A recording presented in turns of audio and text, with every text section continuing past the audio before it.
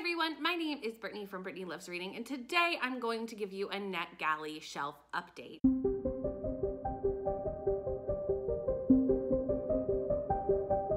When I first started reviewing books, I started reviewing books over on Instagram. That was about a year and a half ago, maybe almost 2 years ago now. And I got a Netgalley account because I wanted to get ARCS. I really wanted to get the books that I was most excited about before they came out. Netgalley is a dangerous slope. You get on Netgalley and you see all these amazing books and you request them thinking, oh, I'm never gonna get those books. And then Netgalley approves you for so many books and you're drowning in ARCS, and the new ones come out and you request those, and it is a slippery, slippery slope. So about a year in, I decided that I was going to be very selective with what I asked for on Netgalley. I only asked for things that really sound like something I really, really need to read, or books that are like my most anticipated books, or auto by authors, that kind of thing. I'm very, very selective so that my Netgalley list doesn't overwhelm me. I've done a pretty good job of that. Right now I'm sitting on 9 Netgalley ARCs, which isn't too bad, I don't think. Most of them haven't even come out yet. There is a few that have come out and I haven't read yet, so need to get to those. And today I'm gonna just go through what is on my Netgalley shelf and what they are, and that's what we're gonna do today. Also, if you see me looking kind of off camera during this video, it's because my laptop is right here and it has my Netgalley shelf pulled up on it, and all the synopses and books are on the laptop. So I'm gonna need to look at the laptop. Let's start with the books that are already out that I'm a little bit behind on reading. And I'm not even really sure why, because I'm really excited about these books. So like why I haven't read them. I think some of them is because I'm so excited and I'm nervous to be a little let down. So like, haven't started it yet, but I will soon. The first one is A Wilderness of Stars by Shane Earnshaw. I read Wilderwood 2 years ago and it was in my top books of the year. Last year I read A History of Wild Places and again gave that 5 stars. I actually probably liked it more than Winterwood. It did not make it into my top 10, but it was probably like my top 12. It was so good. The way they write atmosphere is just fantastic. I always feel so immersed in the atmosphere of a Shane Earnshaw book. So this follows Vega. Vega has lived in the valley her whole life, forbidden by her mother to leave the safety of its borders because of the unknown threat waiting for her in the wilds beyond. But when Vega sees the omen in the skies, she cannot ignore it. She is forced to leave the protected boundaries of the valley. Yet the outside world is much more terrifying than Vega could have imagined. People are gravely sick. They lose their eyesight and their hearing just before they lose their lives. There is more to the synopsis, but that's all I'm going to read because that's all I needed to know. History of Wild Places, the book that Shane Earnshaw put out before this one, was a culty book. And this sounds like another cult-based kind of dystopian situation. And I cannot wait to read another in that genre from Shane Earnshaw. The next book on my Netgalley shelf is All the Dangerous Things by Stacey Willingham. I really meant to get to this one by now, and for some reason I haven't, but I will be soon. I've heard so many great things about A Flicker in the Dark, and I haven't picked that up either. It's on my shelf, need to. But when I saw this on Netgalley, I knew that I wanted to read it. So this follows Isabel Drake. 1 year ago, Isabel Drake's son Mason was taken from his crib in the middle of the night with no trace being seen. A year later, Isabel is still barely sleeping, except for little cat naps and flashes throughout the night. And we follow Isabel as she takes her entire life and throws it into finding Mason. And this is a thriller. I cannot wait to read this. It sounds so good. And from what I've heard of people who have read both this and The Flicker in the Dark, I have really high hopes. The last book that I have on my Netgalley ARC that's already been out is Begin Again by Emma Lord. This may seem like an odd choice to be on my Netgalley shelf, and I will agree that it is. I have recently started to read a lot of romance, but definitely not YA romance, and this is a YA romance. I know. Odd choice. The reason being is I actually really like Emma Lord's writing. I read You Have a Match about 2 years ago, and that is a Parent Trap retelling, and I loved that. And I think it's because I am just a really nostalgic reader. And when something reminds me of something from my childhood, young adulthood, I usually will enjoy it because I am a nostalgic reader. And that is how my love for Emma Lord began. This one follows Andy. Andy is in college, just recently starting college, and is going through kind of figuring out what her life is going to look like. She has a boyfriend, but there's a lot of turmoil going on. And this is a romance. I don't know if it's a romance with the boyfriend or with someone else, because Andy starts working at the high school's radio station. And this is basically set in that situation. Her mother had founded that radio station. Her mother has now passed away, and it's a way for her to connect with her mother. And I believe there is a romance in here, but I'm not 100% sure because the synopsis is a little vague, but I'm here for it. Okay, that's it for all the books that are already out that are on my Netgalley shelf, so it's not too bad. I'm doing okay. But the next book is The Writing Retreat by Julia Bartz. This comes out February 21st.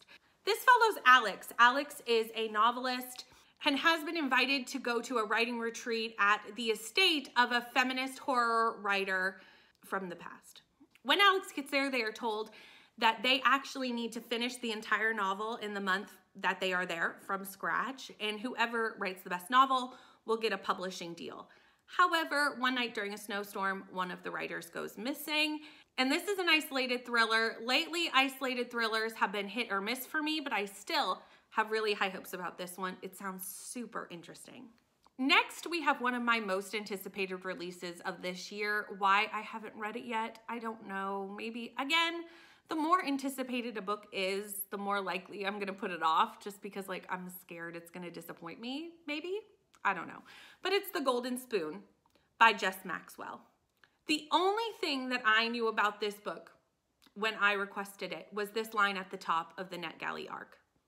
The delicious combination of Clue, The Great British Bake Off, and Only Murders in the Building kept me turning the pages all night. If you've been around a while, Clue, I love whodunits. Only Murders in a Building is one of my favorite TV shows, and so is The Great British Bake Off. This is a baking whodunit. That's all I needed to know. The next book in my Netgalley shelf is by an author who made it to my top 10 books of the year, which is why I requested this book, and it is The Foxglove King by Hannah Whitten. I love the duology of For the Wolf and For the Throne. I actually preferred the second book to the first, but I did love both. And the second book made it into my top books of last year. So I knew I needed to read more from this author, and here it is. This follows Lore, who at 13 escaped the catacombs underneath the city. What that means and what it entails, I do not know. I'm just getting it from the synopsis. And for the last 10 years, she has lived by the rule, don't let them get you. And I believe now 10 years later, whoever they are on her trail. And they're closer than she thinks they are. And that's what it follows. And I know there's a bit of like magic in this book because it is a fantasy. The Foxglove King also comes out on March 7th. The next book on my Netgalley ARC is actually one that I have as a Netgalley ARC, but I also received the physical copy of the ARC from the publisher. Thank you so much to Simon & Schuster's Canada for sending that to me. And that is Homecoming by Kate Morton. When I read the synopsis of this when it was announced, I knew I needed this book. So this follows dual timelines. This follows a 60-year-old murder case. A delivery man finds something in the woods that is very disturbing. And that launches the police into investigation into some of these most infamous murders about 60 years earlier. The other timeline is Jess in the present timeline. Jess is a journalist but is now out of work and is in search of a story. Her grandmother Nora has an accident and ends up in the hospital. Jess goes to the hospital to check on Nora and finds that her grandmother is extremely confused and finds out from her grandmother's housekeeper that Nora was digging through the woods when she fell or something like that, like acting very erratically. Jess goes to Nora's home to start doing some digging into what is going on with her grandmother and discovers a book about these murders 60 years ago and starts to find some connections to her family. This comes out on April 4th. After reading Things You Save in a Fire by Catherine Senner, which I loved, loved it, I 5-starred the book. I really liked it. I have slowly but surely been picking my way through Catherine Senner's backlist and her current releases. Hello Stranger, her 2023 release, was on Netgalley, and it's on my shelf. This follows Sadie Montgomery. Sadie has been diagnosed with a temporary, as she hopes, condition of face blindness. So every time Sadie looks at a face, it is all blurry and she can't really distinguish the features of a face, making it impossible for her to see people in her life.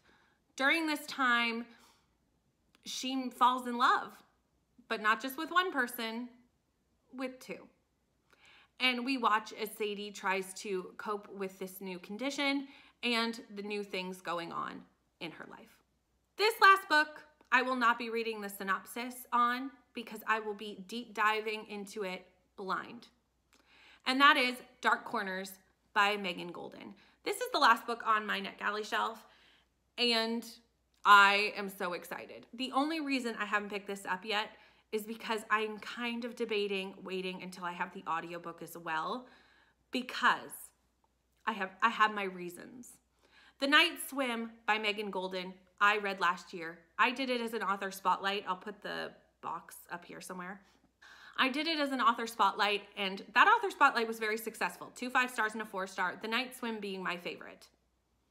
It is a podcast element. It follows Rachel Kroll as she deep dives into a current murder investigation with her podcast and kind of finds similarities to an old murder and starts to do some connections. In The Night Swim, it was real timeline podcast episode as chapters. And the podcast episodes were true podcast episodes. Like if I pulled up a podcast, a true crime podcast on my phone, there were interviews and they sounded like interviews. It was fantastic.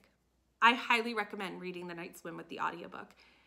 The Night Swim, as far as I knew, was a one book thing until all of a sudden it had a sequel. And the sequel was coming out in like 10 months. And I was like, what? When I read it 4 months ago, it did not have a sequel listed. This is the sequel. I'm very excited to read this, but I kind of want to have the audiobook so that I can hear the podcasty bits. Because I'm assuming the layout's going to be the same.